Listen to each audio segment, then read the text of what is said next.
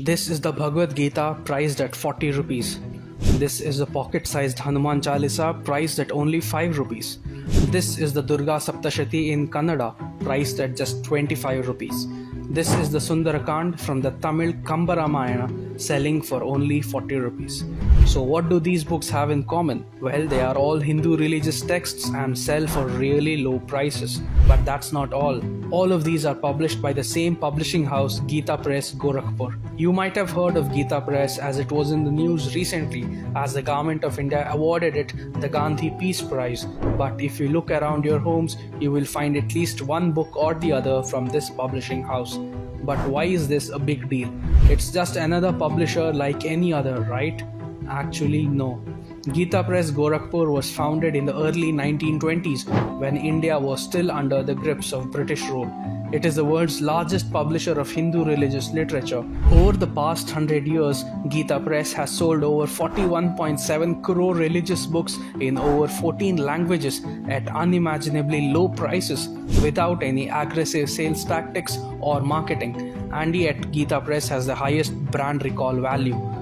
There's a Ramayana or Mahabharata or Bhagavad Gita from Gita Press in almost every Hindu household. But that's not the only reason why Gita Press is such a big deal. Let's go back to the year 1922. World War I had ended 4 years ago and India was witnessing the rise of the revolutionary movement against British rule. Jai Dayal Goenka was a Marwadi businessman living in Bankura in the then Bengal presidency. He, along with his friends, other businessmen and traders, held satsangs, reading and discussing the Bhagavad Gita, Sri Krishna's battlefield discourse to the Pandava prince Arjuna, but they lacked an authentic translation of the text along with a faithful commentary. Tikawali Gita, one of the earliest Hindi translations of the Gita, was banned by British authorities for its influence on revolutionaries.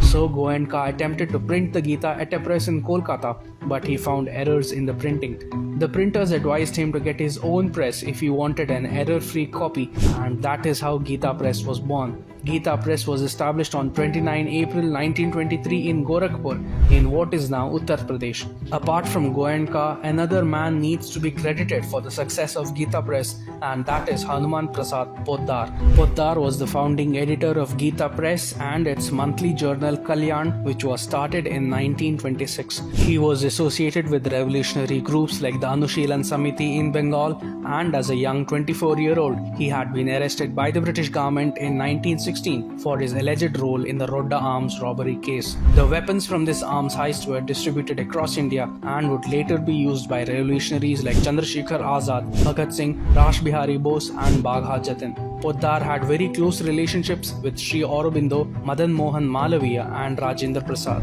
The magazine Kalyan carried this revolutionary streak in the colonial era days. The 1920s was also a time when Christian missionaries were making rapid progress in converting Hindus, as evangelist missionaries handed out Bibles like hotcakes, and while every Christian household had a copy of the Bible at home, except for a few pundits who were specialists in the field, an ordinary Hindu did not have any printed copy of any Hindu texts. Witnessing this, Goenka believed that popularization of Gita and other texts in Hindi was important to counter the efforts of Christian missionaries. But it wasn't just the missionaries. The Khilafat movement was also on the rise and was patronized by Mahatma Gandhi. Hindu society was also undergoing a churn. While many believed that India should embrace English education and let go of its ancient civilizational ethos for the sake of modernity, a section of intellectuals thought that modernity had corroded India's values. Hindi was increasingly seen as a language for Hindus as opposed to Urdu or Persian. Gita Press recognized the opportunity that print provided to take the message of Sanatan Dharma to the hinterland in Hindi through its magazine Kalyan and the inexpensive but high-quality mass-produced editions